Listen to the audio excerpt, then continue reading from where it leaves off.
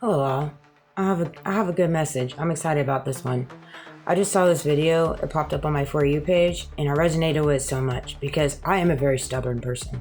I recognize that about myself. And that's something I've been working with God quite a bit about because I know that about myself. I am stubborn. I am stubborn and passionate when it comes to me knowing what's right and wrong, and when it comes to my faith, and just when it comes to the exterior world and what I will and won't allow to get in my headspace, to get in my energy force field, to take me in negative energy or whatever like that. Like, I'm very stubborn when it comes to that. I've worked so hard. I've walked through so much by the grace of God for me to get to a place in my life where I'm at peace. You know, I'm at peace with whatever I face. Whatever surrounds me, I'm at peace in it, you know, and it takes a long time and a lot of trenches to get to that place of peace. But once you finally get to that place of peace, you then become stubborn with allowing people to jeopardize that peace or take that peace away. It's something that you won't entertain. You won't entertain. And I know it's a strong duality that I carry inside of me, but I do own that. I am stubborn at times. But that was all a part of, you know, one of my strengths and gifts as well, is my stubbornness, because God knew, you know, what would be waged against me.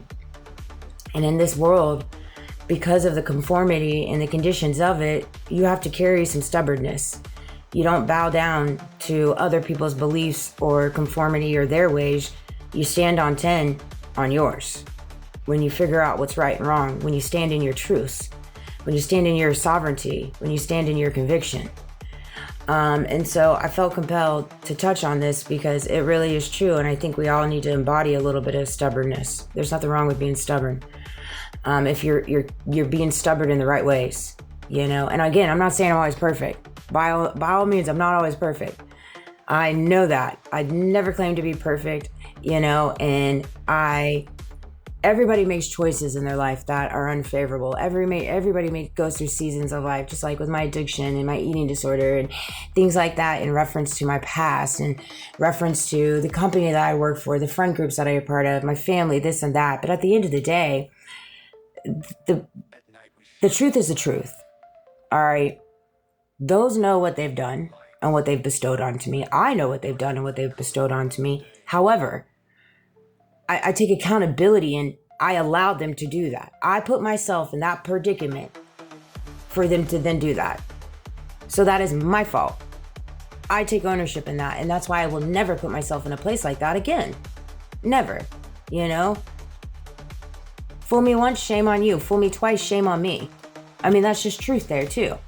And so we have to get to a place where it's like we stop pointing the finger and we take accountability in things, you know? That said, standing firm and true. Spiritual stubbornness isn't arrogance. It's unshakable conviction. It means holding to your values even when the world pressures you to bend. Ephesians 6:13, having done all to stand. Yeah, Ephesians 6:13, having done all to stand. I mean, I stand by the grace of God because of his strength that resides inside of me. Protecting your peace. Boundaries are holy. Sometimes saying no is how you keep your spirit pure. Really. Refusing to be manipulated and guilt tripped is not rebellion, it's discernment. See, that's so often enough. They want you to feel guilt tripped because you said no, or you stood on your standards and your boundaries and your morals and your ethics. Like, you're the problem because you stood up against our corruption. And you won't bow down to what we want you to do. So you're the problem. We aren't the problem. No. You're the problem. And I'm like, no. I don't agree. You're the problem. And I'm going to stand over here in my lane. Y'all stay over there. I'm going to stand over here. And we're going to be just fine. All good in the hood. And that's what you need to adopt in your mind. You know? Faith over popularity. It is not a popular thing. You are not going to be popular. You're not going to be one of the cool kids. That I can assure you. The crowd often follows comfort, not truth. Truth. That is facts. Being stubborn for righteous means you might walk alone, but never without God. Romans 12:2. Don't conform to the pattern of this world. You can't conform to the patterns of this world. So often enough, we all want to conform to the patterns of this world, earthly things, But at the end of the day, it's just not real. It's not real. None of it's real.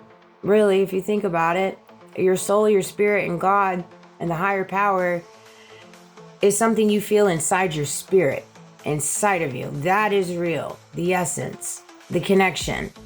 All this other stuff is not real. It really isn't. I know people are going to be like, she's off the Richter, take it or leave it. Stubborn / closed-minded. Healthy stubbornness listens, prays, and discerns. It doesn't just react. That's something that I'm really, really honing in on right now. I'm really good at listening. I definitely pray all day, every day. I pray for everyone. I really do. I pray for even, those that choose to, wage against me. I never wage anything against them, but I pray for those that choose to wage something against me and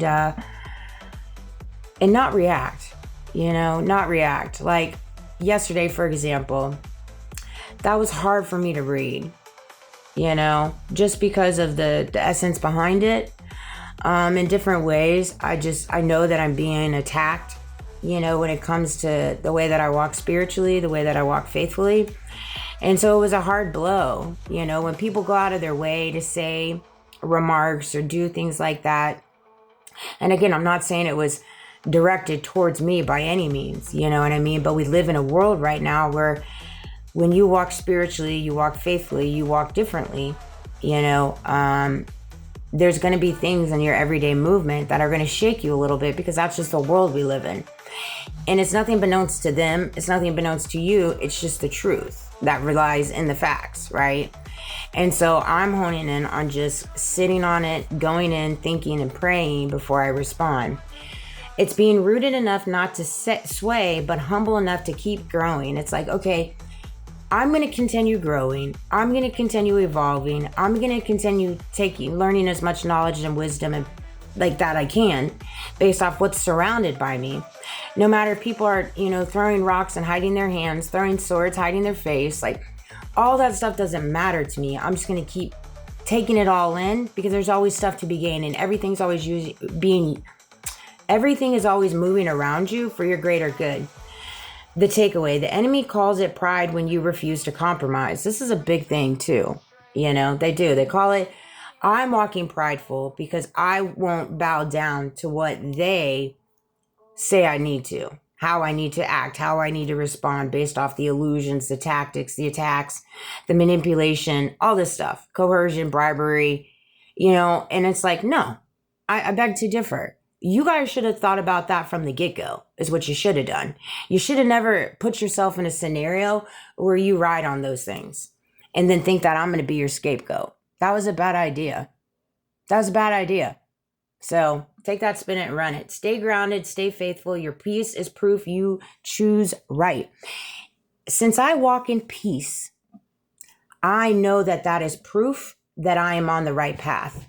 It's like when you don't walk in peace, that's proof that you're not aligned with whatever it is you're doing, whatever it is you're walking through. At this very moment, if you find yourself not being in peace, then you're not, something's not connected. Whether it's the people you're surrounding yourself with, what you do for a living, what comes out of your mouth, your intentions, your thoughts, something is not aligning. When you are out of peace, something's not right. And so you got to go in, you got to do the work, and you got to figure out why you're not at peace. Because peace is tangible. Peace is something that you can create for yourself. In a world that doesn't want to provide you peace, you can create peace by the grace of God and recognize what Jesus did on the cross. But then you truly go in and repent and you change and you transform. And you let go of that ego. You let go of that ego. You let go of that desire for power and money, money, money. You just don't need none of that. None of that matters. I know, I get it. The world runs on money, but I just don't know where you're going to find peace in money. I don't know. I mean, I guess that's an open discussion if anybody has anything to say about it. But in my mind, I just don't know where peace comes in money. If you think about it, how simplistic that is to say. But anyways, I love you guys. Have a great day.